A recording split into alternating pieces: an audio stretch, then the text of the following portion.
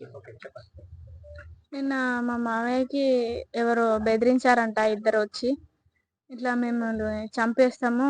మీరు withdraw జేసుకోండి case. లేకుంటే మీ కోడల్ని నిన్ను చంపేస్తామని జెప్పి బెదిరించడం జరిగిందంట. అట్లా మాకు పోలీస్ రక్షణ. పోలీస్ రక్షణ కావాలి. భయంగా ఉంది. ఎందుకంటే ఇప్పుడు బంటి నాతోని ఉండు గాబట్టి బంటిని చంపేశారు.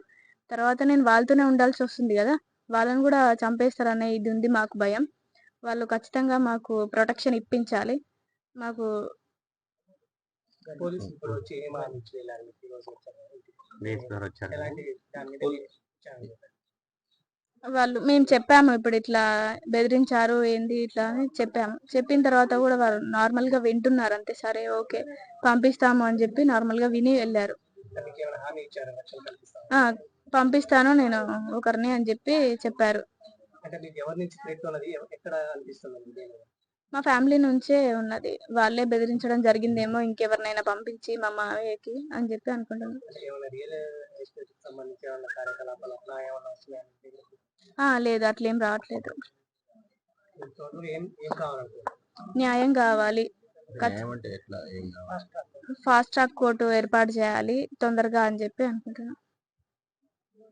అంటే ఎలాంటి శిక్ష పడాలనుకుంటున్నారు? ఉరిశిక్ష ఎయ్యాలి ఖచ్చితంగా. ఎందుకంటే ఇప్పుడు నాకు జరిగింది నాకు ఆ బాధేందో అర్థమైతంది. తర్వాత ఇంకా ఏ అమ్మాయికి జరగకూడదు అని జెప్పి నేను అనుకుంటున్నా.